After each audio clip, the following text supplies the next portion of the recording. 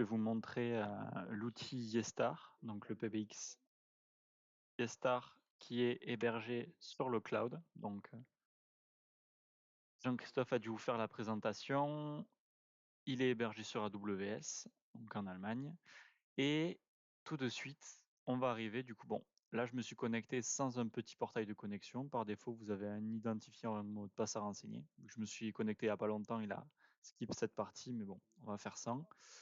Du coup, une fois que vous arrivez sur votre IPBX, vous allez avoir un petit tableau de bord déjà avec des petites informations sympas comme les tendances d'appel. Donc, il va vous montrer les appels en cours via une petite variation que vous avez comme ci-dessous. Et il va vous faire un petit récap en fait des appels qui sont passés en cours, des appels internes, externes, etc. Qui appellent qui. Vous allez avoir ensuite deux petits cercles vous précisant les extensions qui sont enregistrées. Donc une extension, ça va être un utilisateur qu'on va associer à un terminal SIP, que ce soit un téléphone ou une caméra. Donc dans notre contexte, ça va être pour la plupart du temps des téléphones ou à la limite des portiers vidéo. Et à sa droite, un trunk SIP. Voilà, donc on va pouvoir voir si le trunk SIP est disponible. Un trunk SIP, c'est la partie opérateur. C'est un abonnement opérateur qui vous permet de passer et recevoir des appels vers l'extérieur. Voilà.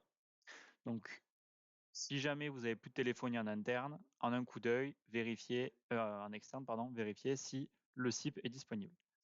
Et encore à droite, le client Linkus. Donc, le Linkus, c'est le softphone de la solution Yestar qui s'installe sur Windows et Mac et également sur Android et iOS. Une fois qu'on a vu ce tableau de bord, nous, ce qui va nous intéresser, ça va être la partie création d'extensions. Voilà. Donc le Yestar, son avantage, c'est que c'est très simple d'utilisation. Les menus sont ergonomiques et la marque a développé des contrats avec les fournisseurs de téléphones où vous allez avoir une liste de référentiels. On y reviendra un peu plus tard. Pour la création d'extensions, donc comme je vous l'ai dit un peu plus tôt, c'est ce qu'on va associer à des terminaux SIP. Donc pour en ajouter deux méthodes, soit individuellement, soit en vrac. En vrac, c'est plusieurs à la fois. Alors, je vais en supprimer un. Hop, voilà. Donc, ce qui est important à savoir quand vous allez créer une extension, c'est qu'elle va être caractérisée par deux choses, un nom et un numéro d'extension. Hop, voilà, le numéro d'extension que vous avez ici ci-dessous, il est à 4 chiffres, mais vous allez pouvoir le modifier en dizaines, en centaines, c'est pas figé. Donc, je vais pouvoir mettre le 1200 par exemple. Prénom, je vais mettre démo. Ensuite, vous avez du coup un mot de passe qui est généré automatiquement. Donc ça, c'est le mot de passe de l'enregistrement. Ça, c'est lorsque vous allez du coup enregistrer votre extension sur un terminal SIP que ça va nous être utile. Voilà. Donc, brièvement, si je sauvegarde, est très important que j'applique, en haut à droite, c'est toujours les deux méthodes. Je sauvegarde et j'applique. Mon extension est créée. Ce qu'on va pouvoir ensuite faire, c'est associer cette extension. À quoi on va l'associer? Donc, un terminal. Hop, ici, dans le provisionnement automatique, vous avez du coup la liste des téléphones et le référentiel. Donc, comme je vous l'ai précisé, c'est toutes les marques du coup qui sont certifiées sur Yestar pour un provisionnement automatique et en quelques minutes en fait. C'est pour des déploiements beaucoup plus rapides. Voilà. Donc, parmi ces fournisseurs, hop, là je viens d'actualiser en fait, si vous voulez, le référentiel. J'ai un petit chien à droite où je vais pouvoir du coup chercher toute la liste, parmi toute la liste. Donc vous avez du Fanville, vous avez du Grandstream, du Mytel, du Snom et également du Yelink. Hop. Voilà. Donc si je prends par exemple Yelink, il me sort tous les modèles disponibles, que ce soit des modèles de bornes DECT, des téléphones fixes. Donc là typiquement sur Yelink on a la série T50, on a la T40 en bas. Voilà.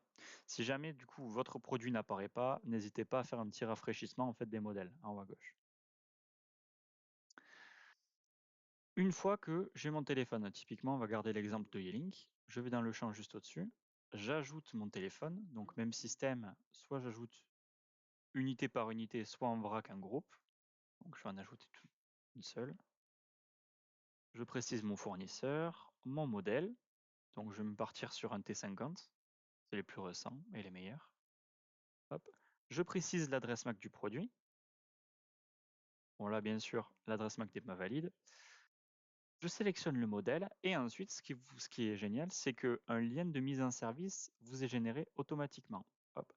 Ce lien-là, vous pouvez le copier et en fait, l'utilité, ça va être de vous rendre sur la page web du coup de votre téléphone Yealink et dans le petit champ provisionnement automatique, vous allez simplement faire un copier-coller. Voilà. Et votre téléphone va s'enregistrer sur le YesStar. Donc, une fois que cette étape est faite, vous allez me dire, oui, c'est bien beau, on a associé le téléphone, mais on n'a pas associé l'extension qu'on a précédemment créée. C'est simplement en bas ici, hop, sélectionner une opportunité. C'est là où on va sélectionner du coup l'extension qu'on a créée précédemment. Pardon. Hop, je sauvegarde. Bon là, je ne peux pas sauvegarder parce que l'adresse MAC n'est pas valide, mais dans un contexte idéal, je sauvegarde et j'applique. Voilà. Pour enregistrer un trunk, c'est très simple aussi. Hop, je fournis le nom de mon trunk, je n'oublie pas de l'activer et ensuite vous allez simplement faire du copier-coller puisque les informations du trunk vous sont fournies par l'opérateur, donc l'adresse IP publique de votre opérateur, son nom de domaine, l'identifiant et le mot de passe. Ça s'arrête là. Voilà. Et à la limite, le port, certains le sécurisent en modifiant le 5060. Une fois qu'on a vu ça, après, très classique, l'IPv6 du coup regroupe des fonctionnalités de groupe d'appel, de SVI. SVI, c'est un serveur vocal interactif. Par exemple, bonjour, bienvenue chez ACTN, tapez 1 pour la technique, tapez 2 pour les commerciaux, etc. Vous avez les files d'attente, la possibilité de faire des conférences. Donc les conférences, c'est des appels à plus de 2 participants, donc à partir de 3. Voilà. Donc ça, c'est tout ce qui est classique au niveau des fonctionnalités d'appel. Vous avez également la possibilité de faire des contrôles d'appel. Ça va être intéressant si vous voulez préciser des horaires d'ouverture ou de vacances pour personnaliser du coup toute votre installation. Ce qui va être intéressant aussi de passer en revue, ça va être limite si ce n'est la première étape de mettre à jour votre IPv6 en fait. C'est la première étape. Vous n'allez pas créer une configuration pour ensuite vérifier si le firmware est à jour, pour repasser sur une autre configuration avec les menus qui ont sauté, qui ont changé, c'est pas possible, c'est pas viable. Ce qui est bien, c'est que vous n'avez pas à aller chercher manuellement le firmware pour le mettre à jour. Vous avez simplement à cliquer sur le bouton et il va vous chercher la dernière mise à jour firmware. Voilà. C'est aussi simple que ça. Vous pouvez également les vérifier de manière quotidienne, donc soit hebdomadaire, en précisant 1 heure chaque jour. Donc là, typiquement à minuit, quotidiennement, du coup, mon IPBX va check si un nouveau firmware est à jour. Voilà. Ensuite, ce qui est pas mal, c'est qu'au niveau de la sécurité, hop, donc vous allez pouvoir du coup, dans un premier temps, blacklister certaines IP, mais ce que je trouve vraiment pas mal, ce qu'il n'y a pas sur beaucoup d'IPBX, c'est de tout simplement autoriser les appels en fonction de certains pays.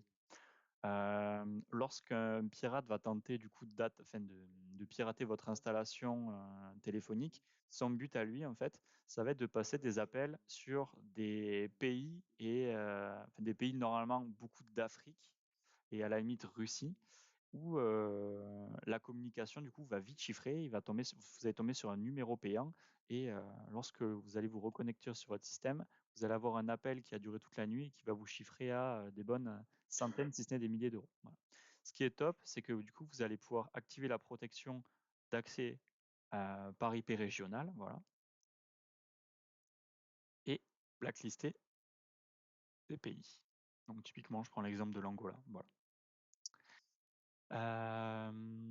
Ensuite, du coup, vous allez pouvoir créer, ce que je vous incite à faire aussi, c'est que si votre installation est viable, ça va être de créer une sauvegarde et également de la planifier régulièrement, votre sauvegarde. Et voilà, après, vous allez pouvoir redémarrer votre IPBX à distance, le réinitialiser également. Si jamais vous avez un souci, donc des communications blanches ou un téléphone, enfin une extension n'arrive pas à s'enregistrer sur un téléphone SIP, Vous avez du coup le support de Yestar qui est gratuit et à la limite, ce que vous allez faire, c'est un outil de capture Internet. En fait, c'est aussi simple que ce que ça, en fait. Vous allez reproduire votre souci, vous allez lancer la capture, hop, voilà. Donc là, à ce moment-là, l'UCM capture toutes les trames qui se passent sur la téléphonie. Donc typiquement, un téléphone qui essaie de s'enregistrer va forcément passer par l'IPBX, puisque c'est lui qui dirige les communications. Vous allez le stopper, télécharger ce petit fichier et donc l'envoyer à Yestar si jamais vous avez des soucis. Voilà. Vous avez également du coup des options pour tester le ping, la connectivité de vos téléphones, l'adresse IP publique de votre trunk si jamais. Voilà.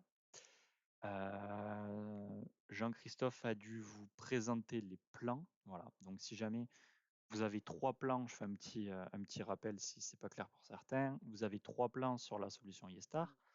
La standard sur laquelle je suis actuellement, l'entreprise plan et l'ultime.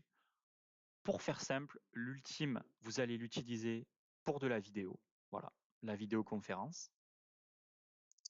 Et l'entreprise plan, vous allez l'utiliser plutôt si vous êtes dans un call center avec dessus l'intégration des CRM, des helpdesk, voilà, les fonctionnalités du coup de centre d'appel.